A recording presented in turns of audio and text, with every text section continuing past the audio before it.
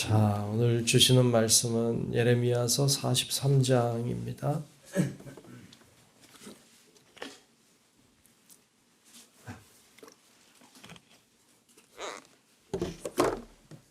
예레미야서 43장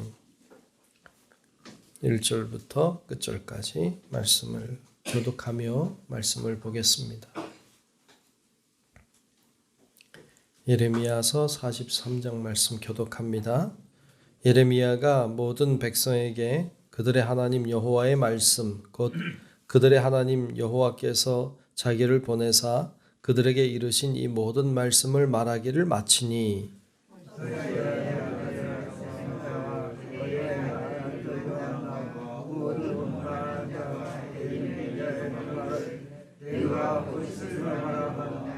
우리 하나님 여호와께서 너희를 구원하려고 너희로 강림하라고 너희를 보내어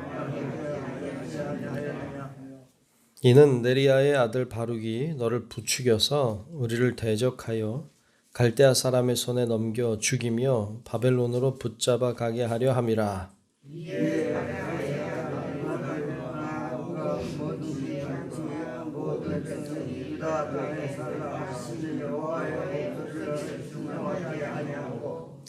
가레아의 아들 요하난과 모든 군 지휘관이 유다의 남은 자 곧 쫓겨났던 여러 나라 가운데에서 유다 땅에 살려 하여 돌아온 자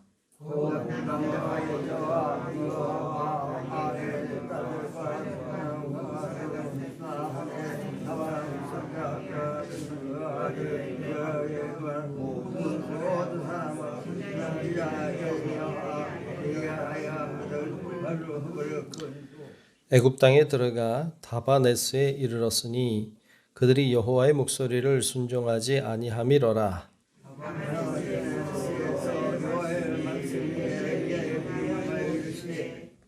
너는 유다 사람의 눈앞에서 내 손으로 큰 돌 여러 개를 가져다가 다바네스에 있는 바로의 궁전 대문의 벽돌로 쌓은 축대의 진흙으로 감추라.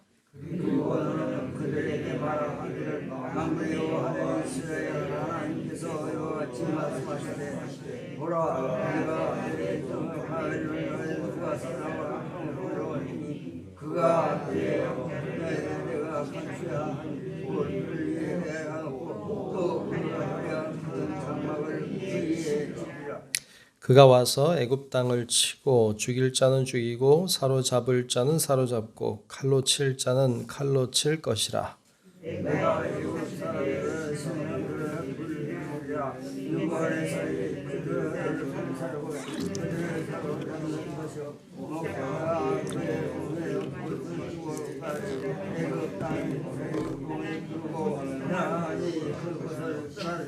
함께 봅니다.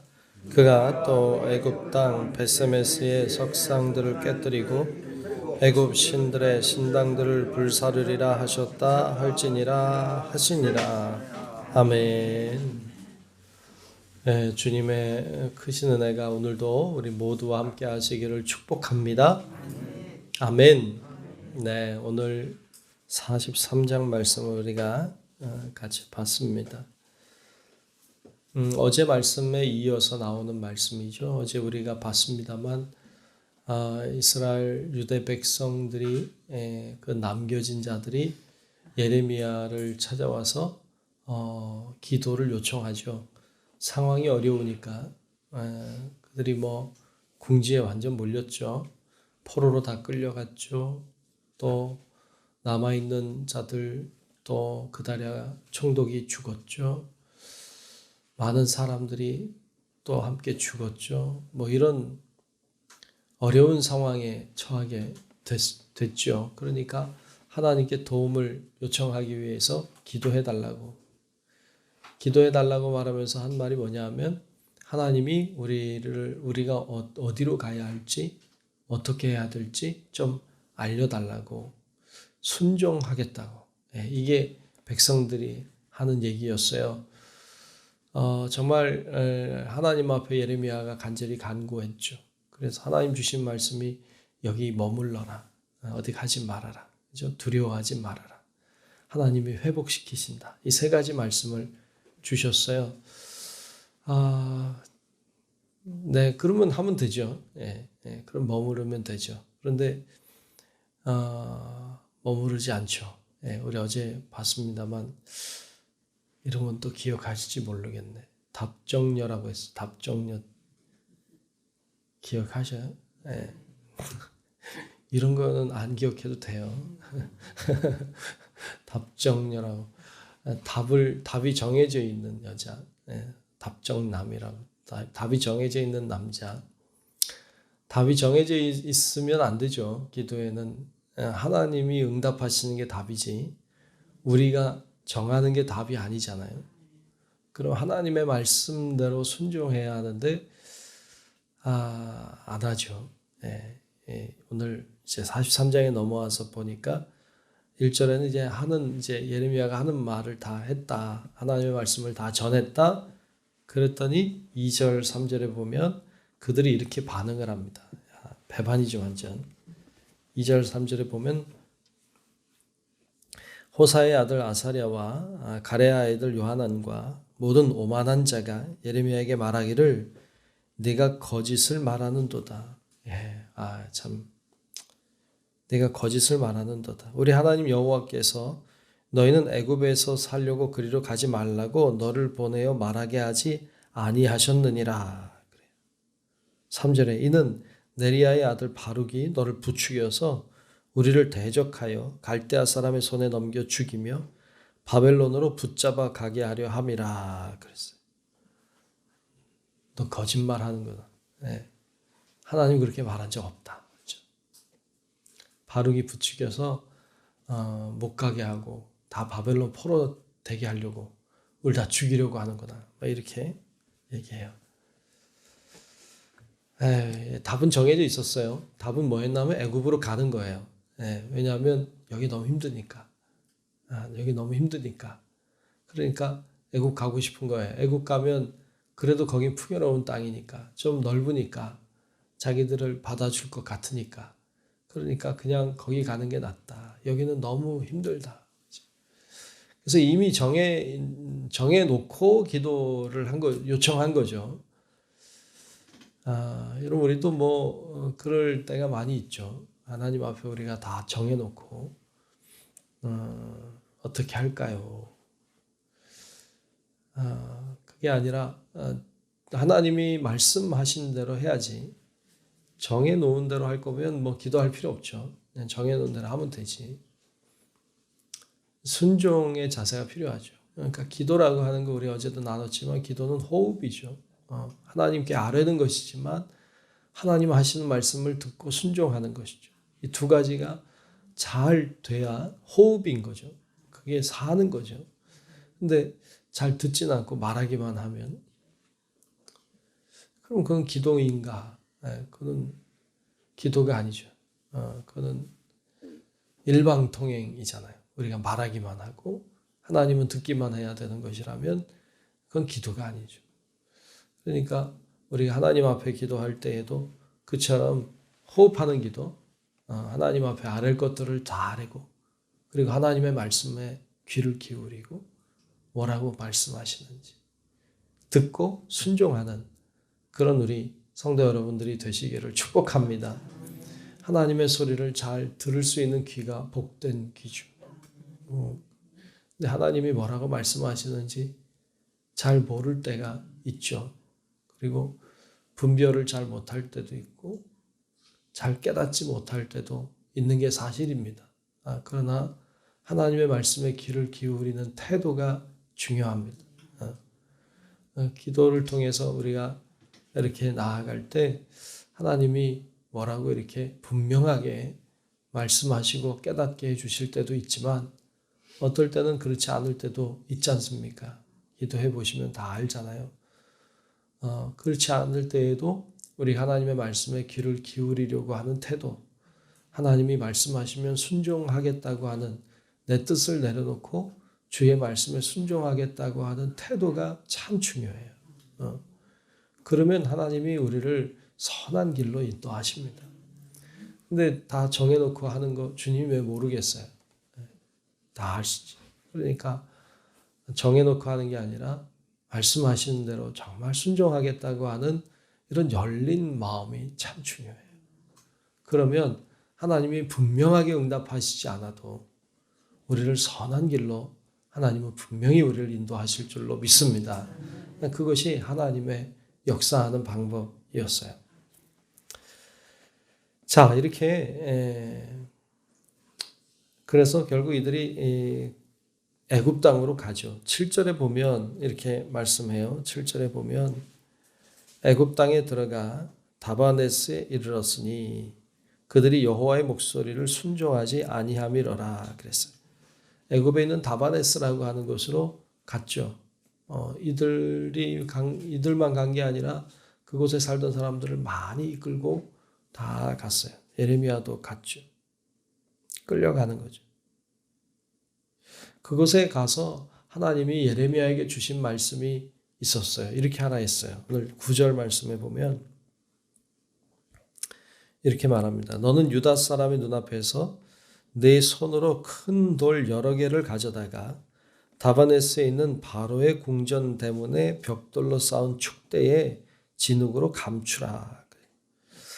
이 또 뭐 하는 거예요, 이거?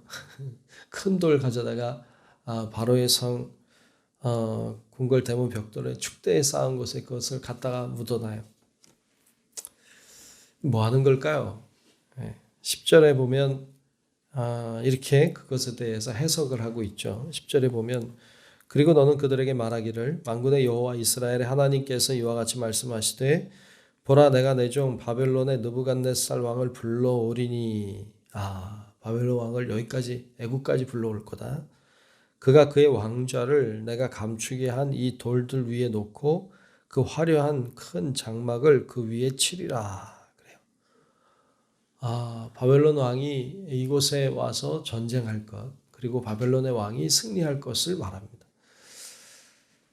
이 말은 굉장히 이들에겐 두려운 말이에요. 왜냐하면 여러분 그 바벨론 왕이 다 끌고 갔잖아요, 바벨론에. 그리고 거기 남겨둔 사람은 거기 이제 농사를 짓고 뭐 거기 관리를 해라 뭐 이런 차원이에요. 그래서 관리를 잘해서 농사 잘 지으면 갖다 바쳐라 뭐 이런 거거든요. 근데 이들이 거기를 버렸어요. 그리고 다 애굽으로 도망갔어요. 그럼 바벨론 왕의 입장에서는요, 이들이 배반한 것으로 느끼죠.